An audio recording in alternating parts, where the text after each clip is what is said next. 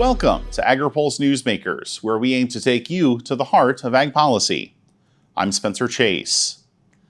Our guest this week is New York Senator Kirsten Gillibrand, who joins us to discuss the Farm Bill and its important issues for the producers and consumers of her state.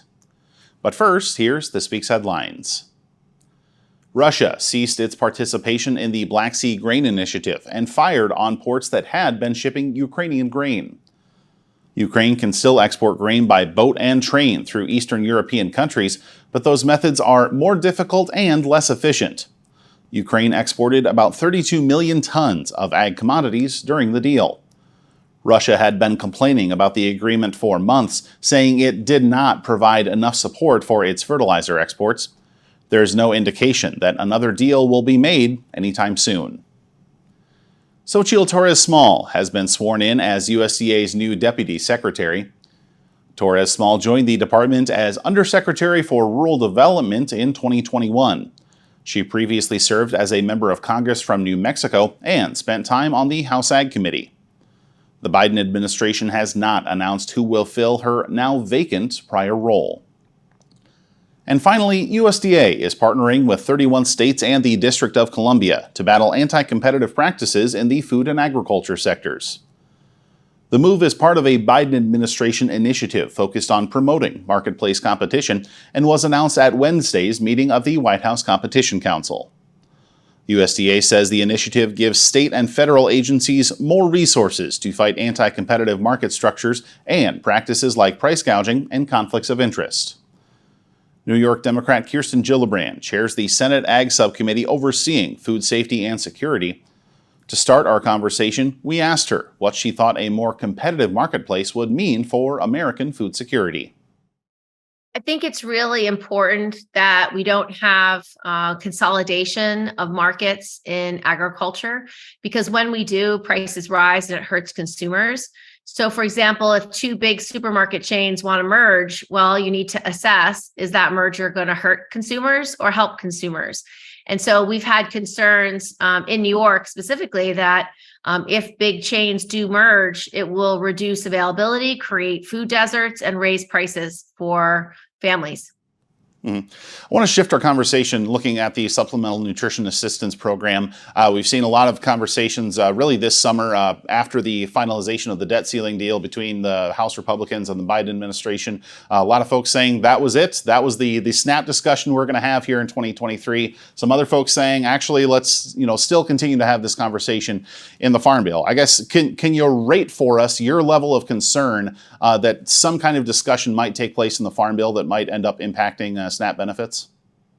Yes. So there's a couple of changes I'd like to see. First of all, a number of people still don't get the SNAP benefits that they need or deserve. Puerto Rico, for example, is constantly given less money than the people of Puerto Rico need. They are all U.S. citizens. And then the second thing I want to do is for students. We have a lot of young people who, particularly kids in foster care, who go to college and have no support and no food security, and they are working jobs outside of going to school, and it's sometimes not enough. And so we want to make sure that kids, as particularly students, are eligible for SNAP, including kids who are living in foster care.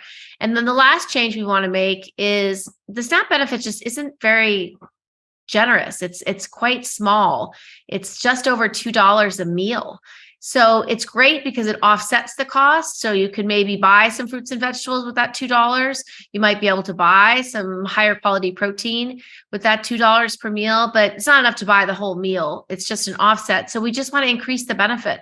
How do you go about convincing, some of your perhaps more conservative colleagues, or perhaps even some of your more moderate colleagues, to support expanding eligibility in a way that would, increase program cost if more folks are on the program, when we've already seen a very large increase in overall program cost here in the last few years? Well, it's true that the cost has gone up, but the need is greater, and the amount we're investing isn't even meeting the need. And I think during the debate that we just had on the SNAP program, we, in the fiscal responsibility debate, we established in those negotiations that there were groups of people that needed access, like veterans, like foster care kids, like people who are disabled. So just in the debate alone about work requirements, we established the groups of people who that just wasn't serving. And the only way you're going to convince anyone else who isn't knowledgeable about these issues is to make sure they are knowledgeable. We'll be right back with more from Senator Gillibrand right after this.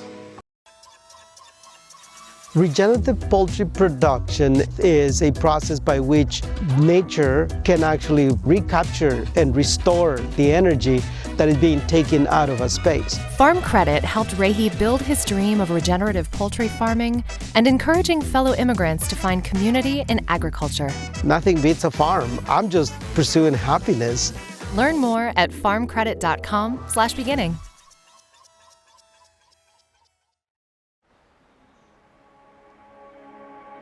Farmers are always there for each other. We shed tears together, we celebrate together, but we also grow together. Farm Bureau is the largest general farm organization in the country. We have the farmers' back. If you're a farmer and you're not a member, we would welcome you into our Farm Bureau family. And if you want to know more about agriculture, come be part of this great family. Welcome back. The nation's producers obviously have much at stake in the upcoming Farm Bill reauthorization, but New York Democrat Kirsten Gillibrand says the same could be said for consumers as well. Well, I think they need affordability for food. They need high quality food. They need to make sure we don't have food deserts so they can actually access food. And we've seen in different parts of New York, there are a lot of food deserts. So we want to look at access to food, affordability of food, high quality food, making sure that we continue to inspect meats, making sure we have good labeling. These are often issues we deal with in the Farm Bill to make sure that the food is wholesome and available. We also have a lot of fights about kids and how do we get nutritious food into kids. And one of my hopes is that we can restore whole milk into schools. The reason why we reduced whole milk in schools initially was because there's a growing obesity rate in children. But I think we've learned over time that whole milk, having that fat content, number one, makes kids fuller on something that's healthy. And number two, it tastes delicious. So they're going to drink it. Otherwise, they don't drink it and they don't get enough calcium for their growing bones and bodies. I want to shift the conversation over to dairy policy. In previous years, you have called for a wide-scale investigation into the nation's dairy pricing and what that might mean for producers. Right now, USDA is hearing some conversations about potential reforms to federal milk marketing orders. Is something like that going to suffice for what you're hoping for in terms of that wide-scale investigation, or do you think more might need to be done? Well, what we're doing is we're going to have 6 weeks of hearings to hear from producers, to hear from industry participants about what changes would make sense in the federal milk marketing order system. Right now, a lot of dairy farmers do not get reimbursed the cost of production. And this has been a tragic and continuous problem since I've been in the Senate. And it's resulted in a lot of farmer suicides, which we're doing work to improve mental health and create a hotline. It's resulted in farms going out of business. It's resulted in generational farms being sold off to developers. And all of those outcomes are terrible. So we need a better system to price milk so that our farmers get reimbursed more than the cost of production so they have enough of a profit to sustain themselves, to stay in business, and to have a thriving industry in our state and in our country. And when we allow big dairies to go out of business, even mom and pop small dairies to go out of business, it means we have less supply, and it means the industry gets consolidated in California or other countries. California is having a water crisis. They're having a wildfire crisis. We should not depend on one state or one region of this country ever for the production of any essential thing.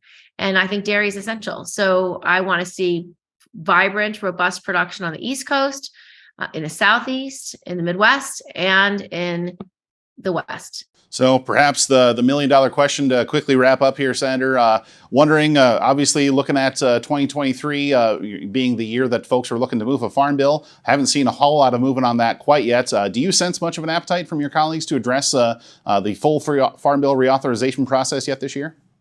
They do. And the Ag Committee is very focused on it, and we're excited about it. A lot of the senators are working on good bipartisan amendments and good provisions to put in the Farm Bill. We should start writing it in the fall, and that'll be exciting. And then hopefully we'll have a great bill on the floor by the end of the year. We will stay tuned on that. Senator Gillibrand, thanks for joining us. We'll be right back to hear from this week's panel, but first, our Hannah Pagel has a look at the experience or lack thereof the House Ag Committee is bringing to the upcoming Farm Bill. Many members of the House Ag Committee are currently working on their first Farm Bill. There are 54 members on House Ag. As you can see here, the panel includes members from coast to coast. The 16 members who have been on the committee in a Farm Bill process before are shaded with bold colors. The other 38 who are working on their first reauthorization are shaded with stripes. Many of the Farm Bill rookies are also new to Congress. Several have a term or two under their belt, but were elected after the passage of the 2018 Farm Bill. Taking a closer look at the numbers, 70% of the House Ag Committee is in the midst of their first Farm Bill process. The number is a little lower in the full House of Representatives, but it still exceeds 40% of the chamber's total membership. The inexperience of many of the lawmakers who will shape the legislation puts a major emphasis on education from lobbyists, congressional staff, and more seasoned lawmakers. For Agri-Pulse, I'm Hannah Pagel. Who mapped the soybean genome? You did. Who's replacing the petroleum and asphalt? You are. Who created biodiesel that increased your income 63 cents per bushel? You again. When you pool your resources through your soy checkoff, you're making sales, you're making breakthroughs that all come back to your bottom line. That's you. That's who, as your soy checkoff. Moving soy forward, moving you forward. It's not as simple just to wake up one day and go, I want to be a conservation farmer. You're changing how your farming practice is done. You're changing your operation. Farm Credit supported John and Kelly Watley as they shifted to more sustainable farming, improving the environment where they farm and live. Learn more at farmcredit.com/climate. Welcome back to Agri-Pulse Newsmakers. We're going to continue our discussion on SNAP and the dairy program headed into the Farm Bill and some of the broader political discussions that will be taking place here in the near future. Joined for that conversation by Brandon Lips with Caprock Strategies and Jackie Klippenstein with Dairy Farmers of America. Appreciate both of you taking the time to join us. And Brandon, I want to go to you first because we're seeing kind of a lingering ongoing debate on Capitol Hill right now about whether or not SNAP politics were dealt with in the debt ceiling deal. The language there agreed to by Speaker McCarthy and President Biden. Some folks seeming to want to take a crack at this through the appropriations process, through the Farm Bill, what have you. But I guess I'll ask you, do you think the politics that we're seeing right now on Capitol Hill, narrow majorities on both sides, do you think that kind of an environment supports, further dialogue on SNAP? Spencer, I think there will always be further dialogue on SNAP. When you look at a program of this size, the amount of spending in the program, there are always folks with strong opinions on that program. The interesting thing is we forget to talk about that really an overwhelming majority of Congress supports the importance of the SNAP program. I was the lead House nutrition staffer in the 2014 Farm Bill. A lot of similar politics at that time, Democratic president, Democratic Senate. House with some new, very conservative members. We're seeing a lot of that repeat again. I'm positive on the Farm Bill. I think we will get there just like we did in 2014. And then, of course, I was over at USDA in the undersecretary role in the 2018 Farm Bill. But my history on that tells me that we will get there. Well, so let's talk about those discussions then. If Congress were to take make the decision that they do want to do some consideration through the upcoming Farm Bill, maybe tinker around the edges of the SNAP program, do you think, where would you think there might be room for some additional efficiencies to be gained through the legislative process here? Spencer, I think, again, if you look at a program of this size, there's always room for efficiencies. One of the things that we forget to look at, we spend a lot of time talking about hot button issues like work requirements and SNAP restrictions, what folks should be allowed to purchase in the program. But the reality is, if you look at the metrics on those, we spend exponentially more money on SNAP now than we did 5, 10, 20 years ago. But we still have double-digit food insecurity in this country. That shows that we have an important debate about how to move this program forward in a way that helps move Americans on the program forward. The same's true on the restriction debate.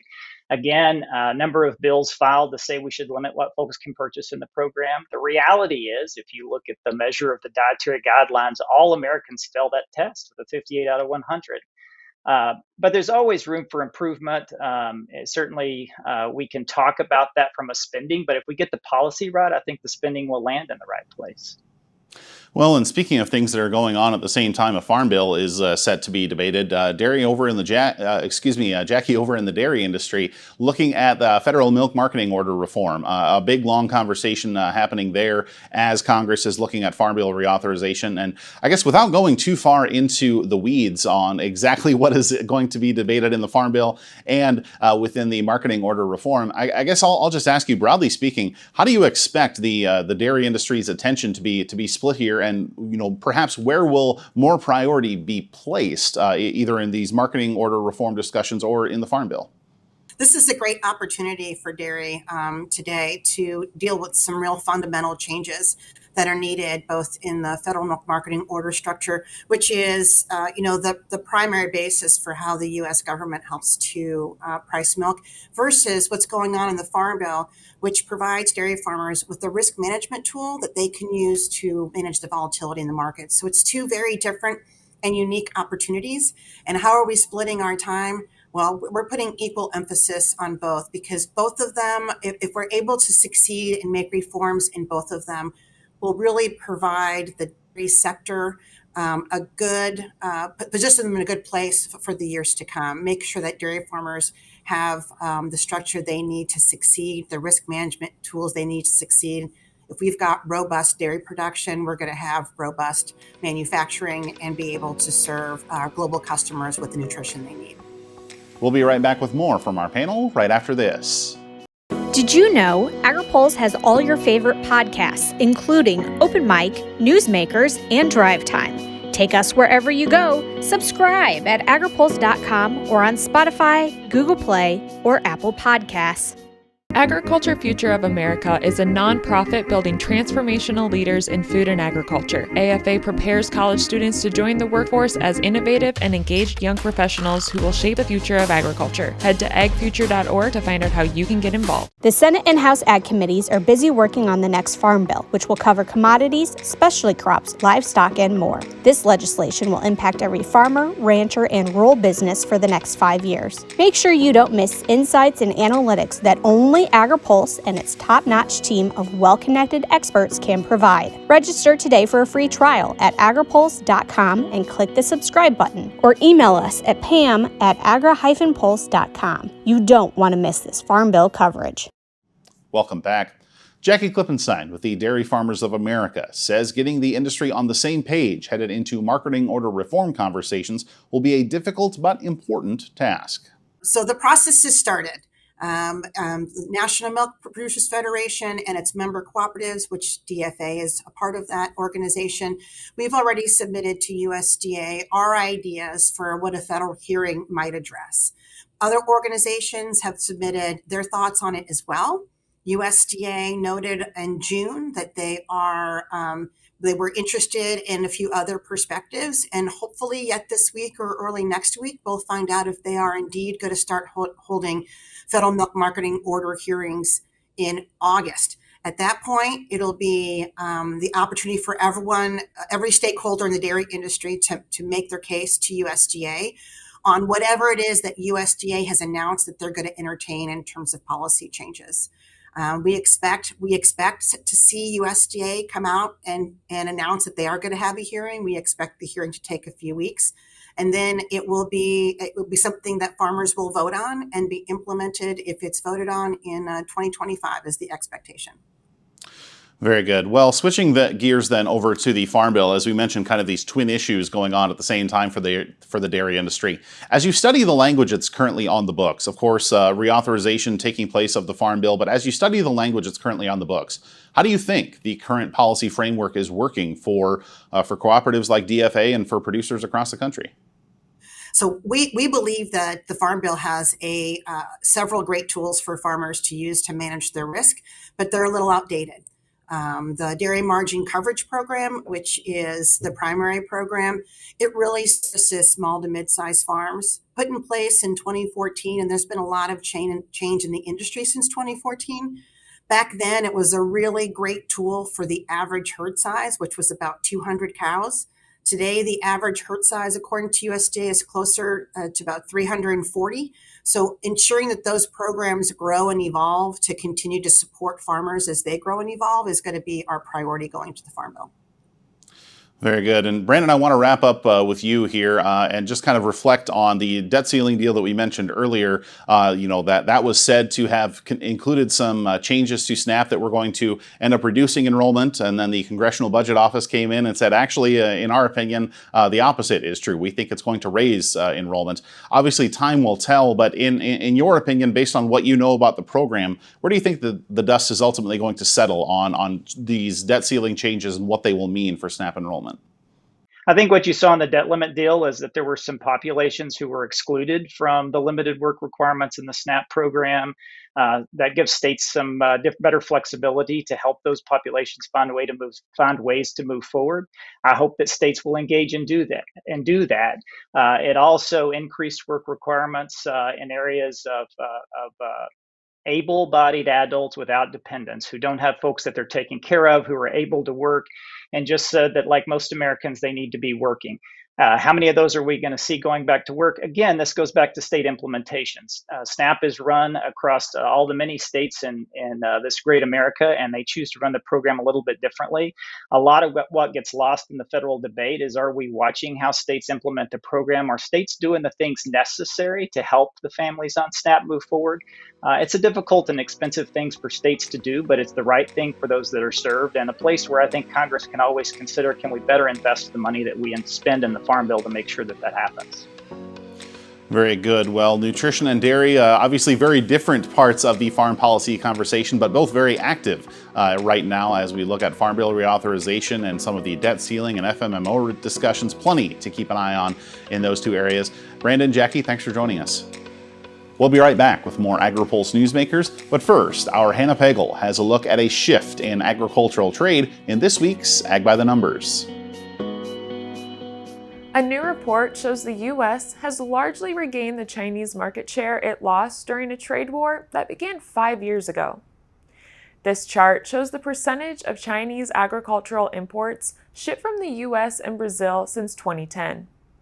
The U.S. is represented by the blue line, while Brazil is represented by the green line. The figures are based on a study from Jason Grant at the Virginia Tech Center for Agricultural Trade and first appeared in Southern Ag Today. Brazil had been steadily growing its ag exports to China and slightly overtook the U.S. in 2017 before a big gap emerged in 2018. That's when the U.S. and China were engaged in a battle of retaliatory tariffs that cut American ag shipments to China by almost 35%. But since the two countries signed the Phase 1 trade deal in early 2020, U.S. exports have rebounded. American shipments still have a smaller market share than Brazil, but U.S. exports topped $40.8 billion in 2022, well above the $22.6 billion the country shipped prior to the trade war in 2017. Bill Thompson has more context in his story on agripulse.com. For AgriPulse, I'm Hannah Pagel. Who mapped the soybean genome? You did. Who's replacing the petroleum and asphalt? You are. Who created biodiesel that increased your income 63 cents per bushel? You again. When you pool your resources through your soy checkoff, you're making sales, you're making breakthroughs that all come back to your bottom line. That's you. That's who, as your soy checkoff. Moving soy forward, moving you forward. Looking closer, seeing further. That's how we do it. At Curious Plot, we're driven to find what's next for agriculture, animal care, and food. We stay curious because that's what it takes to grow understanding. That's how we plot strategies and tell stories that get results time after time. Marketing, communications, and consulting that look closer and see further. Curious Plot. We can't wait to help you tell your story. Thanks again for tuning in for another episode of Agri-Pulse Newsmakers. Before we let you go, here's what's on the horizon for the upcoming week. It's the last scheduled week of session for the House and Senate prior to the month-long August recess. The Senate Environment and Public Works Committee will hold hearings Wednesday on reducing emissions from trains, and USDA will release its annual summary of farm production expenditures on Friday. We'll keep an eye on all of that and more on agripulse.com. For Agri-Pulse Newsmakers, I'm Spencer Chase. Have a good one. Newsmakers is a production of Agri-Pulse Communications. For more ag policy news, visit agripulse.com.